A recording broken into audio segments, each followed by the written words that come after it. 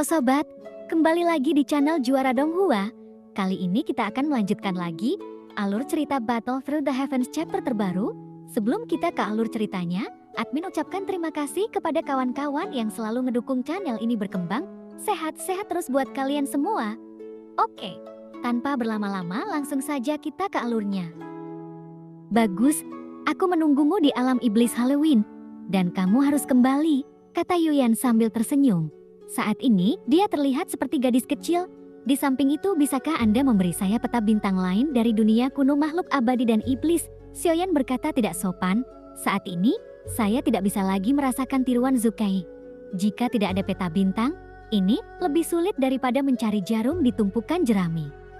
Lalu Yuyan tidak berkata apa-apa dan langsung mengirimkan peta slip Jiuk tentang dunia kuno abadi dan iblis. Itu cukup detail sekali, dan apa yang Anda cari, Anda seharusnya dapat menemukannya.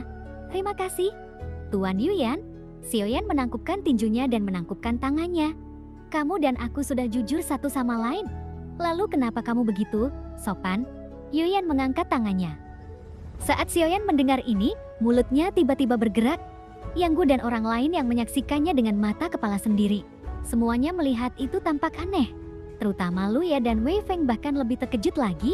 Keduanya saling memandang. Tapi dia tidak berani mengucapkan sepatah kata pun. Kemudian Xiaoyan terbatuk 2 kali dan tidak berkata apa-apa lagi. Angkat tanganmu, lalu kompas yang diberikan oleh Yuyan muncul di tangan Xiaoyan. Terlepas dari tekstur kompas ini, mereka jauh lebih kuat dari apa yang pernah dilihat Xiaoyan sebelumnya. Tentu, kecepatan ledakannya adalah yang paling mencengangkan. Itu menjadikan Xiaoyan berubah menjadi nampak seperti pelangi yang indah. Di atas kompas, Xiaoyan kemudian sempat duduk bersila. Lalu ia berlatih dengan mata tertutup, dan kemudian memasuki taman spiritual. Xiaoyan menanam tanaman obat sebelumnya saat berada di Taman Lingpu. Sekarang bahan obat yang dibutuhkan untuk pil Tianling Podu yang ditanam telah matang. Tapi jika Xiaoyan tidak membutuhkannya sekarang, dia tidak perlu mengambilnya, dan biarlah itu mencapai efek pengobatan pada tahun tertentu. Jika pil pemecah racun Tianling dimurnikan dengan cara ini, efek pengobatannya akan lebih kuat. Selain itu, efektivitas pil Tianling Podu biasa saat ini masih jauh dari cukup. Pil pemecah racun Tianling yang berkualitas lebih tinggi perlu disempurnakan. Tentu, selain pil pemecah racun Tianling, Xiaoyan lebih memperhatikan bahan obat untuk memurnikan pil tubuh dewa dan iblis. Mungkin kita bisa mendapatkan lebih banyak harta dari kesepakatan dengan Qi. Tentu sebelum itu, Anda setidaknya harus mendapatkan kepercayaan Qi. Xiaoyan sebelumnya menyempurnakan pil tubuh dewa iblis, tapi kesepakatan dengan Qi adalah 3 koin atau 2 koin yang sudah dibayar di muka. Pada saat itu, hanya 1 pil tubuh dewa iblis yang dimurnikan. Bahan obat sekarang sudah cukup, dan kita harus cepat dan menyempurnakan 2 lainnya. Segera kuali obat muncul di depan Xiaoyan. Api membubung di atas kompas, lalu berbagai bahan obat ditangguhkan. Memurnikan bahan obat ini sebenarnya tidak terlalu sulit. Yang terpenting masih bergantung pada kunci untuk menyempurnakan ramuan darah dewa asli. Di antara bahan obat yang diberikan oleh Qi, darah dewa asli lebih rendah dan kotorannya berbintik-bintik. Efek ramuan umum yang dimurnikan untuk dewa dan iblis tidak akan lebih baik. Darah ini bukanlah darah esensi. Untuk Xiaoyan, setetes darah tidak akan membahayakan tubuh. Tapi pil tubuh dewa dan iblis dimurnikan dengan darah dewa aslinya sendiri, yang berarti ada perbedaan besar antara itu dan apa yang diberikan Qi. Pil tubuh dewa dan iblis ini dapat dianggap sebagai kekuatan Xiaoyan. Itu diberkati oleh darah ilahinya sendiri, jadi tak perlu dikatakan, kualitasnya pasti bagus. Kedua pil umum dewa dan iblis ini akan menyempurnakannya dengan lebih baik. Itu harus terlihat di mata Qi, dan tidak akan ada masalah dengan level alkimia. Xiaoyan sudah mulai menyempurnakannya saat ini, dan sudah memiliki 1 pengalaman penyulingan. Jadi Xiaoyan mengetahui urutan bahan obat ini secara alami akan menjadi lebih mudah untuk disempurnakan. Dalam kehampaan, yang bisa dilihat hanyalah seberkas api yang melesat ke ujung. Dan jika dilihat dari slip Jiuk yang diberikan oleh Yuyan, masih ada jarak antara tempat ini dan sekte boneka ilahi yang dicari Xiaoyan. Namun selama periode ini, akan memberi Xiaoyan cukup waktu untuk menyempurnakan ramuannya. Selain ramuan umum para dewa dan iblis, ada juga 4 pil 9 yang naga sejati yang dipercayakan. Adapun ramuan beracun yang dipercayakan oleh 6, Xiaoyan tidak akan pernah mengeluarkannya dari Xiu lagi dan belum memperbaikinya. Bahkan Xiaoyan, pil 9 naga sejati yang dipercayakan oleh Si diambilnya kembali untuk memperbaikinya. Komisi menjadi orang pertama yang menyempurnakannya, lalu bagaimanapun, pil ini bisa ditukar dengan barang di tempat Ki. Daripada bantuan, lebih realistis menukar sesuatu dengan sesuatu, atau istilahnya barter barang.